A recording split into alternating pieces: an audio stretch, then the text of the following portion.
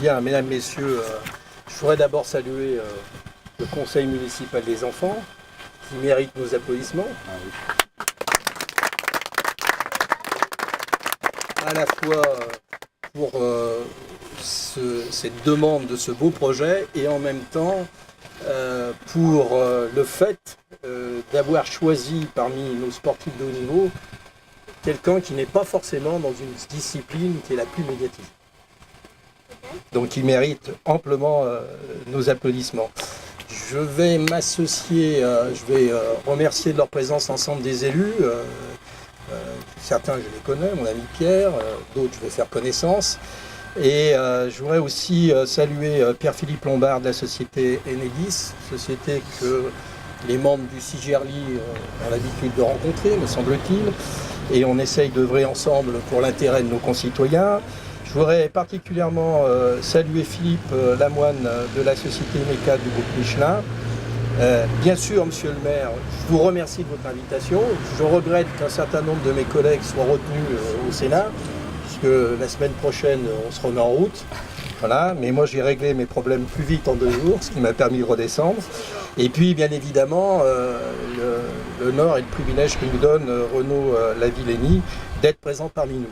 Alors, je voudrais d'abord, moi, en tant que sénateur, saluer l'ensemble des élus locaux, de leur engagement au quotidien.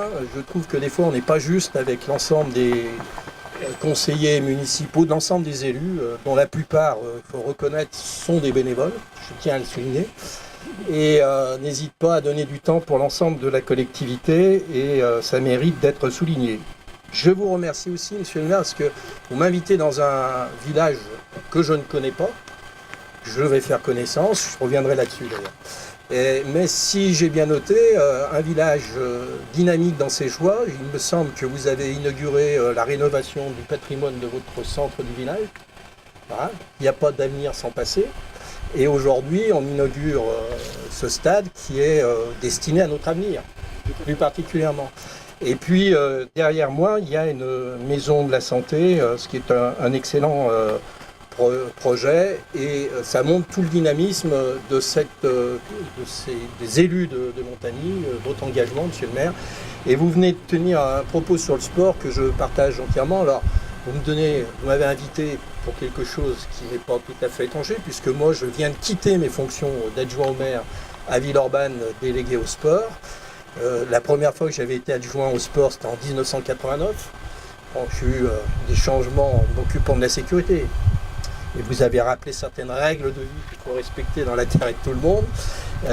Mais en même temps, vous avez souligné que le sport, effectivement, il y a la compétition, il y a les Jeux Olympiques.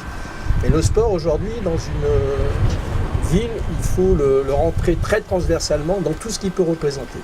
Et à Villeurbanne, lors d'un projet sportif local avec le milieu sportif, on a résumé notre projet en disant le sport en tant que compétition se pratique sur une partie de sa vie, mais l'activité physique, c'est, mon cher Pierre, tout au long de sa vie qu'il faut le pratiquer, même à 90 ans.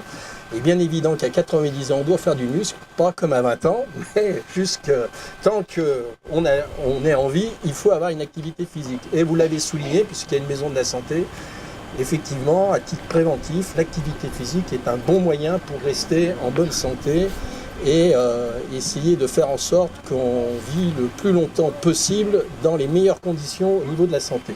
Donc, je reviens sur ce projet qui est en accès libre, qui va aussi nécessiter quelques règles de savoir-vivre avec l'environnement.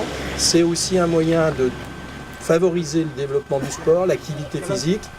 Nous, la petite histoire à Villeurbanne, le premier qu'on a réalisé, c'était en 92. Le maire n'était pas très chaud sur ce projet. On l'a fait dans le quartier des Buères. Alors, pour ceux qui ne connaissent pas forcément Villeurbanne, c'est un quartier qui est en souffrance, avec beaucoup de difficultés auprès de populations qui, depuis encore aujourd'hui, n'ont pas forcément les meilleures conditions économiques pour vivre.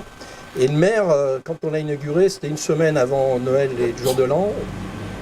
Il a été sur place, et puis quand il a vu l'enthousiasme des jeunes filles, des jeunes garçons, la fréquentation, quand je suis revenu moi de vacances, parce que je fais partie des privilégiés qui peuvent partir en vacances, eh bien il avait décidé qu'on allait en faire 6. Il a tenu parole et aujourd'hui, sur la ville, on a 22 terrains de différentes natures sur l'ensemble des quartiers.